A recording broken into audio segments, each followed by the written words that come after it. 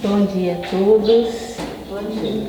Que a paz de Jesus esteja entre nós e em nossos corações. Nesse momento, né? Tão divino, tão importante das nossas vidas, próximo do Natal, né? Lembrando sempre de Jesus, do amor, de tudo que Ele nos ensinou, né? Então, Mestre Jesus, queremos de coração agradecer, Senhor, por mais um dia de vida, por esta manhã maravilhosa, pelo ar que respiramos, pelo alimento que está sempre à mesa e principalmente pela oportunidade de estarmos nesta casa, neste lar abençoado, que nos anima, revigora as nossas energias, nos consola, nos fortalece na fé, nos dando tudo o que é necessário para continuarmos a nossa jornada diária, né? As nossas conquistas. E também obrigado, Senhor, pelas dificuldades, que são elas que nos impulsionam para a nossa melhora moral, né? Somos seres imperfeitos, ainda necessitados das dificuldades, para mudarmos de atitude, mudarmos de pensamento, mas principalmente mudar os nossos sentimentos para o bem, para o amor. Então, obrigado, Jesus, obrigado à espiritualidade amiga que nos envolve, aos mentores, nossos anjos de guarda, a todos que nos acompanham diariamente, nos dando essa força, essa fé para continuarmos nessa nossa lida, né, do dia a dia. Pai nosso que estais no céu, santificado seja o vosso nome. Venha a nós o vosso reino, seja feita a vossa vontade, assim na terra como no céu. O pão nosso de cada dia dai-nos hoje. Perdoa as nossas dívidas, à medida que perdoarmos que nos deve. E não nos deixe cair em tentação, Senhor, pois teu é o reino, o poder e a glória para todos sempre. Que Jesus nos abençoe, hoje e sempre. Que assim seja, Senhor. Meu bom dia a todos. Bom dia. Jesus nos abençoe, nos envolva, nos fortaleça cada vez mais para termos a disposição de nos renovar, de nos melhorar. Chegamos no período do Natal e nesta manhã nós desejamos trazer nessa meia hora de bate-papo, de conversa, nessa casa de oração em que nós nos sentimos muito bem aconchegados pela amizade de todos. Nós desejamos transmitir para vocês uma mensagem que traga o esclarecimento, que traga renovação de esperança e que traga para nós essa imagem que a doutrina espírita tem, da doutrina do raciocínio, da fé raciocinada, para que possamos nos libertar cada vez mais, usando nossa própria inteligência, aliado à fé em Deus. E que, como disse Jesus, que tenhamos pelo menos ela do tamanho de um grão de mostarda. Usando o celular, eu trouxe aqui um texto para nós fazermos uma leitura. Eu gostaria de ler um texto, vai nos lembrar justamente do momento em que vivemos, porque esse ano está acabando, foi um ano atípico, um ano de pandemia, em que nos tirou do confortável, levando a um desconhecido e fazendo muitas reflexões em nós fazendo muitas mudanças físicas e necessárias, porque quando nós temos a confiança em Deus e entendemos que Deus é amor e justiça, tudo o que acontece está dentro do seu amor e da sua justiça. Então eu trouxe aqui um texto, ele é breve, nós temos pouco tempo para fazer reflexões. Esse texto é um texto que Kardec sintetiza a parte de flagelos. Lá na terceira parte do Livro dos Espíritos, Allan Kardec, no capítulo 6, se não estou enganado, Lei da Conservação, Allan Kardec vai sintetizar assim, depois de ter respondido os espíritos terem respondido algumas perguntas. E ele sintetiza dessa forma: dentre os flagelos destruidores naturais e independentes do homem, quer dizer, independente do homem, né? Apesar de ter sido divulgado que a criação do vírus foi humana. Mas eu adianto para vocês de que, sendo assim, se fosse assim, se for assim, tem a compreensão e a permissão da providência divina. Então, dentro desses flagelos destruidores naturais e independentes do homem, é preciso colocar em primeiro lugar a peste, a fome, as inundações, as intempéries fatais, as produções da terra. O homem, porém, não tem encontrado na ciência, nas obras de arte, no aperfeiçoamento da agricultura, no afolhamento e nas irrigações, no estudo das condições higiênicas, os meios de neutralizar ou, pelo menos, de atenuar muitos desastres. Algumas regiões, outrora assoladas por terríveis flagelos, não se encontram atualmente deles preservadas. O que não fará, portanto, o homem pelo seu bem-estar material quando souber tirar proveito de todos os recursos de sua inteligência e quando, aos cuidados de sua conservação pessoal, ele souber aliar o sentimento de uma caridade verdadeira pelos seus semelhantes? Veja que Kardec, ele sintetiza com questões de perguntas. Ele não afirma nada. Ele joga. Pensa, meus queridos. Raciocina. Pensa. Ele não afirma. Ele não diz é assim. Ele diz, não seria assim?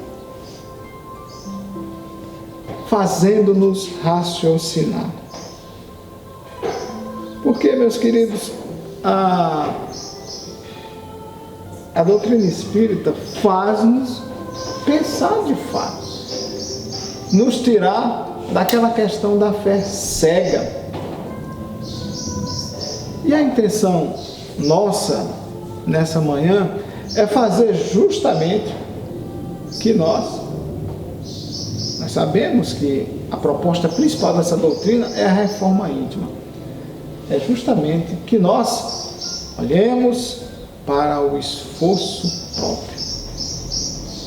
Qual o meu esforço próprio?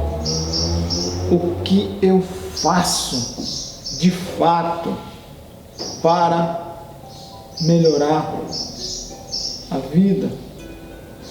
Porque diz-se que a doutrina espírita nos prepara para a morte. Antigamente eu pensava assim, nossa, tenho que me preparar para a morte. Porém, depois de ver muitos oradores famosos e me identificar com alguns, nós aprendemos uma coisa, de que a morte é inevitável, a morte física é inevitável, porque ela virá, a morte física virá. Como espíritas nós sabemos que foi vencida a morte no sentido espiritual. Como espíritos nós não morremos, mas como formas físicas ainda apegados, como somos, ela virá. Eu me preparando ou não, ela virá. Então eu preciso me preparar para a vida. Eu preciso desse esforço próprio para melhorar a vida.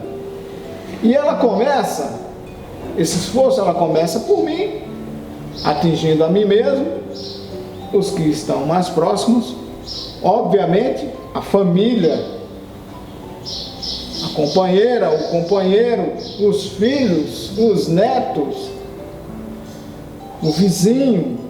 Aí vamos para o ambiente de trabalho, os colegas de trabalho, e vamos buscando com o esforço próprio melhorar.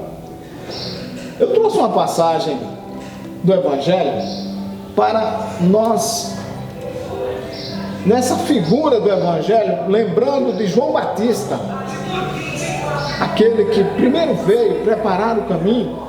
Eu trouxe essa passagem para que nós façamos uma reflexão nesse sentido, esforço próprio. E eu falei para vocês essa passagem.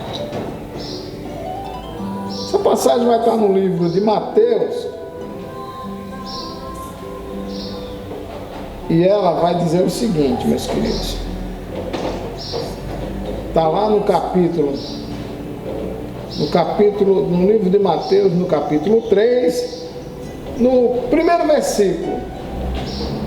Aí diz assim: naqueles dias surgiu João, o Batista, proclamando no deserto da Judéia, dizendo: arrependei-vos, pois está próximo o reino dos céus. Assim é a respeito dele o que foi dito através do profeta Isaías. Esse é o capítulo 3, versículo 1 até o número 3. Arrependei-vos, pois está próximo o reino dos céus. Vejam que se passou mais de 2000 anos, mais de 20 séculos. E ele fala, está próximo. Imaginemos nós encarnados naquela plateia onde João profetizava essas coisas. Imaginemos nós como aquelas pessoas que estavam lá a viver. E próximo é quando? Semana que vem? Mês que vem? Porque nós fazemos cálculos assim, né? Amanhã? Daqui a 1 hora? Próximo ano? Nós entendemos assim as contas. Mas esse reino de Deus, que ainda não chegou e que criou tanta expectativa e tantas modificações, e veio teologia, veio as religiões, o homem dominando, o homem criando sistemas para tentar explicar a proximidade desse reino, quando ele é o nosso esforço próprio. Esse reino está no teu, meu querido irmão, no meu esforço próprio. E eu fico esperando ele cair do céu, eu fico esperando ele acontecer, a mudança da primavera para o verão. Mas não aconteceu. não aconteceu. E mais na frente, nesse capítulo 3, nós vamos encontrar no versículo 7.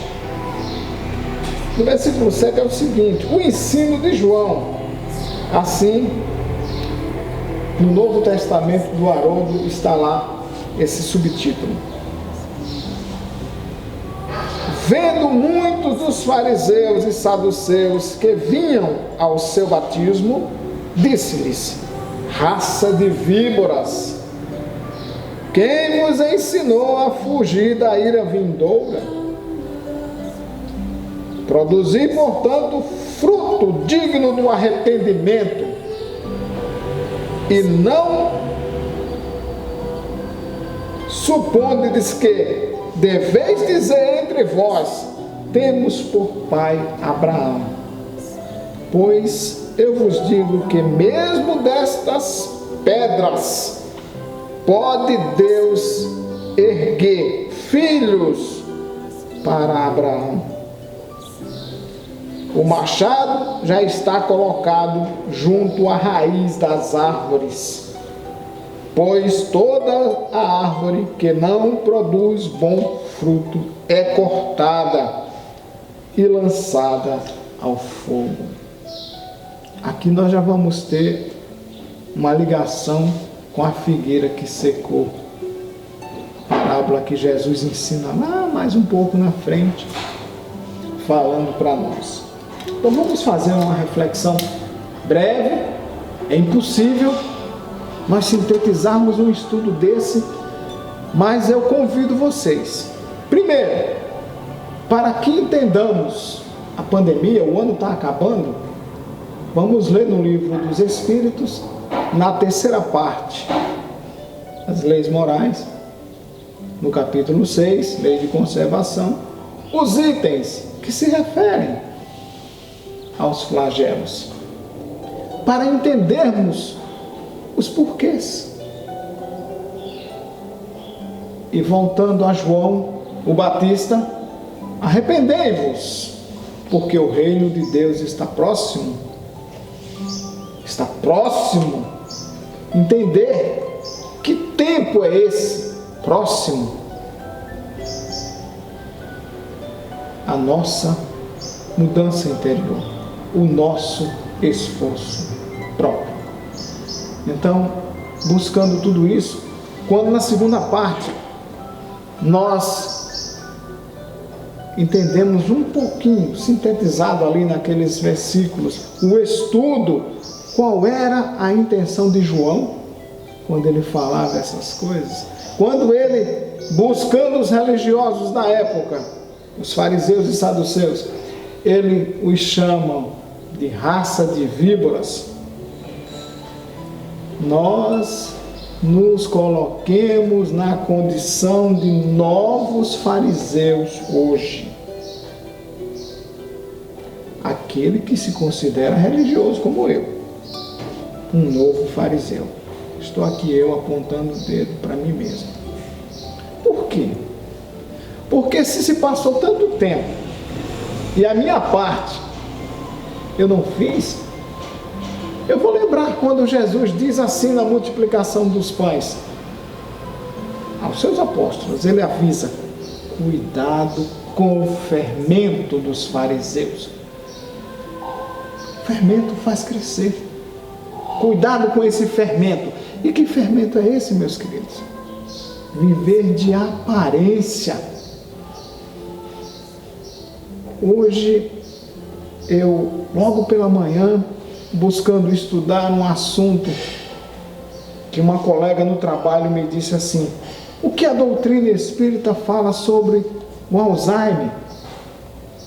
E eu falei para ela assim: olha, meu conhecimento é muito pouco, porque o Alzheimer é uma doença e é necessário você ter conhecimentos neurológicos, ser um cientista, ser um médico. Mas eu vou buscar na doutrina espírita o que a doutrina nos fala sobre isso. E dentro desse estudo, meus queridos, com a Anete Guimarães, uma neurocientista, licenciada em filosofia e parapsicologia, mas ela é doutora em neurociência. Ela vai falando, descorrendo teses, ela busca a ciência e teses sobre o Alzheimer, buscando coisas novas, porque ela é uma estudiosa, pesquisadora, e ela foi buscar coisas novas, recentes, estudos de chineses, cientistas chineses, que descobriram coisas novas sobre os genes do Alzheimer. Mas eu não vou conseguir falar sobre isso aqui, é muita coisa. Tentando entender aquilo, eu descobri outra coisa, que podemos fazer um link para esse estudo nosso, dessa reforma íntima, desse esforço próprio que temos que fazer, que é justamente quando eu me coloquei como um novo fariseu, aquele que vive de aparência, aquele que fala e não modifica-se, aquele que diz ame ao seu próximo e não ama, e não procura amar, tem dificuldades. Então, dentro dessa perspectiva, nós aprendemos de que uma doença como o Alzheimer, ela é famosa por dizer assim, as pessoas esquecem. Mas esquecer, nós todos esquecemos, sem ter Alzheimer. E muitos dos que tiveram Alzheimer, que Alzheimer é lesões no cérebro. Então, muitos dos que tiveram não foram diagnosticados com problemas de esquecimento, porque foram fazer autópsias em cadáveres e perceberam que, os pesquisadores perceberam que a pessoa morreu com Alzheimer, mas ela não tinha problema de esquecimento que precisava da ajuda do outro. Então, na nossa vida, meus queridos, quando nós dizemos assim, eu preciso amar, e quem é a primeira pessoa que está do meu lado para me amar? A minha companheira, os meus filhos. É fácil? Mas quem é casado sabe muito bem, não é simples, é complexo, porém eu devo aprender, eu devo me esforçar. Sabe por quê? Porque está dentro de um planejamento da lei natural, da lei divina, que eu estivesse junto com essa companheira e junto com ela eu aprendesse a amar. É difícil, é complexo, é dolorido, principalmente porque isso mancha, isso me pega pelo egoísmo, o meu orgulho. E aí, por que eu tenho Alzheimer? Porque uma pessoa com Alzheimer necessita tanto do outro? Porque ela realmente precisa, ela depende do outro. Quando ela viver sozinha, ela não vai conseguir. Ela precisa do outro. E o outro tem que se dedicar. Nós precisamos aprender a respeitar. Precisamos aprender a ter lealdade. Precisamos aprender a ser pessoas que olham no outro, olham no olho do outro e falam a verdade e sentem isso. Não simplesmente eu vejo o seu vestido, aí você olhou para mim, nossa, que vestido bonito, mas aí eu fiquei com inveja. Eu não uso vestido, né? Eu uso calça, mas vamos dizer que eu tivesse inveja do vestido dela. É mais bonito ter inveja ou eu dizer para ela, nossa, que vestido lindo você está usando? E dizer, nossa, que cabelo lindo você está. O que foi que você fez? Mesmo que eu não a conheça, que é o caso aqui, nós nos conhecemos. Mas a gente às vezes está num ambiente público e vê um ao outro e sente inveja e não diz para o outro aquilo que sentiu. É melhor nós dizermos, ter essa sinceridade, porque lá na frente, por minha falta de sinceridade, por minha falta de lealdade, eu vou sofrer as consequências, vou ter que aprender isso com a dor. Não sou eu que estou dizendo, é a vida que nos ensina assim. A vida nos ensina desta maneira. Eu preciso me esforçar para mudar, porque se eu não me esforçar, a dor vai fazer a força e machucar para que eu me modifique. Assim é a vida. E nesse pensamento, voltando para essa imagem do Natal, do nascimento de Jesus, o Divino Mestre, aquele que veio nascer numa manjedoura, junto dos animais, numa pobreza que nós nem temos noção. O homem mais importante que já veio ao planeta, Jesus Cristo, ele veio assim, numa manjedoura, junto dos animais, na pobreza, na simplicidade, ele nasceu. A representatividade que tem esse dia, sabemos que não importa se é 25 de dezembro ou qualquer dia que seja, mas que essa imagem, essa figura do nascimento do Cristo, de Jesus, ela seja dentro de nós, ela seja no meu coração, na minha mente, no meu raciocinar. Vamos lembrar que raciocinar e amar vai fazer com que esses aprendizados fixem em nós. E nem o Alzheimer, nem a morte vai tirar esse aprendizado, porque você vai amar, e o amor vai fixar. É o amor que fixa as coisas em nós. Não é à toa que este homem disse: amai-vos uns aos outros como eu vos amei. Não é à toa que ele ensinou que o maior mandamento é o amor. É porque é só amando que nós fixamos as nossas lembranças, os nossos sentimentos, principalmente o nosso aprendizado, aquilo que a gente raciocina. Porque nós fixamos também lembranças sem amar, com ódio, com o sentimento de quando a gente sofre um trauma, aquilo fica fixo em nós.